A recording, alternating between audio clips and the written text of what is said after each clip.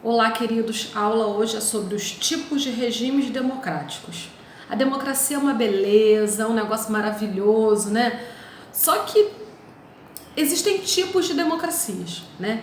E aí hoje a gente vai entender quais são os tipos de democracias, né? Vamos ver o tipo de democracia direta, representativa e semidireta. Então, a democracia direta, ela se manifestou no mundo ocidental pela primeira vez na Grécia Antiga. Lá na Grécia Antiga, homens podiam participar da democracia, mulheres não podiam, mas não eram todos os homens, tá? Eram os homens que eram nascidos, né, naquela região, ou seja, os estrangeiros não poderiam participar da democracia, e os homens escravos, os escravizados também não eram pessoas consideradas cidadãs. Então, era uma democracia que, embora fosse direta, excluía mulheres, escravos e estrangeiros, o que significa que num universo de 430 mil atenienses, somente 60 mil eram considerados cidadãos. E esses cidadãos, eles iam para a Ágora, que era uma praça pública, para debaterem, para deliberarem, para decidirem o que deveria ser feito na sociedade ateniense. É interessante pensar a Grécia Antiga porque é a nossa primeira referência, né, de democracia direta. Só lembrando que, dependendo da quantidade de pessoas, fica difícil promover uma democracia direta. Agora, como exemplo, nós temos o caso dos cantões suíços, né, onde lá é possível realizar esse modelo de democracia direta. Agora, se nós pensarmos a democracia representativa, nós vamos pensar a partir do que o teórico liberal inglês escreveu, do John Stuart Mill. Ele teve uma ideia de política orientada pela democracia representativa em virtude da quantidade da população. Então fica difícil promover uma democracia direta com muita gente. Então ele teve a ideia da democracia representativa. Só que nem sempre a democracia representativa alcança os nossos objetivos. Por exemplo, você vota no parlamentar e ele, na hora de participar lá das votações no Congresso, ele vota contra os seus interesses. Ou seja, ele não te representa do modo como você acha que você deve ser representado. Então, esse modelo indireto ou representativo, ele é muito complexo, porque ele tem origem na transferência de poder. Eu estou delegando a outra pessoa a minha atividade política, o meu poder de decisão. É quando eu escolho um vereador, um deputado. Por exemplo, se eu escolher um deputado que vota a favor da reforma da Previdência, vou morrer trabalhando. Isso não é legal. Então, por isso que é importante que a gente saiba quem a gente votou, o que aquela pessoa pensa, quais são as ideologias daquela pessoa. De repente, se ela nem tem ideologia nenhuma, se ela só tem um projeto de ascensão ao poder.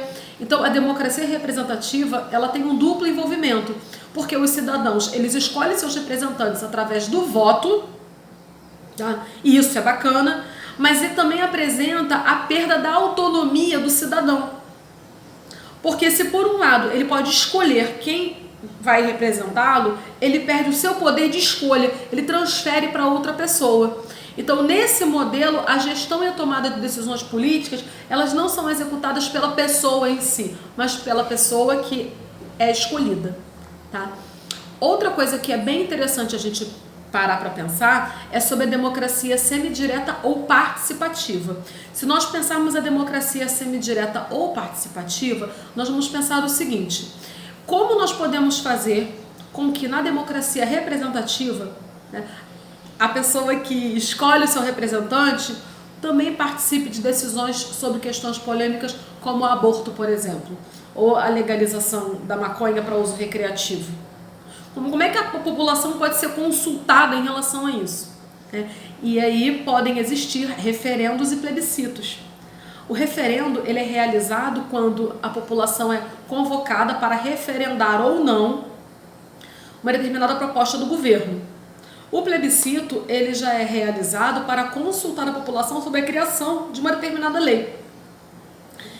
E aí, essa possibilidade, essa realização do plebiscito e do referendo, nada mais é do que uma oportunidade de equilíbrio, né? Representa o equilíbrio entre a representatividade e a soberania popular. Então, toda vez que você pensar em democracia semidireta ou participativa, você vai pensar em plebiscitos e referendos sobre questões muito polêmicas, e essa democracia representativa, ela vai estar em equilíbrio com a soberania popular. Resumindo, a soberania popular é quando a pessoa escolhe, quando o cidadão escolhe.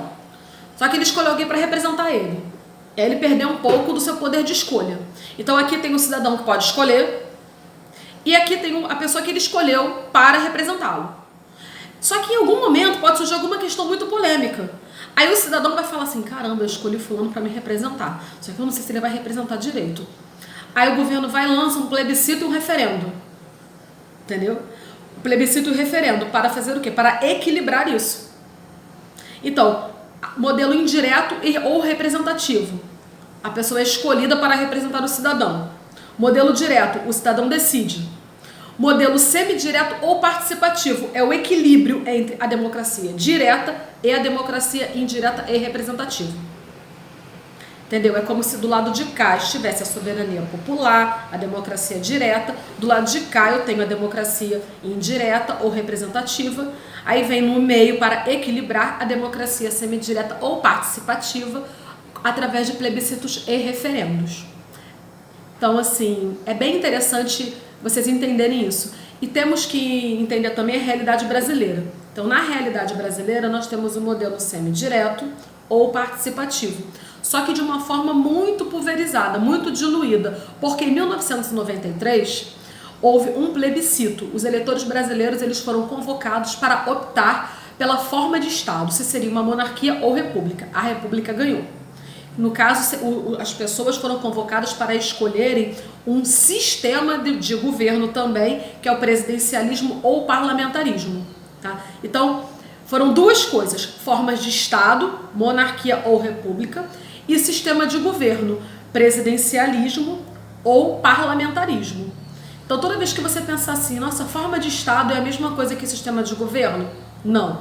Repetindo, forma de Estado significa monarquia ou república. Sistema de governo, presidencialismo ou parlamentarismo. Outra prática de modelo semidireto é o referendo.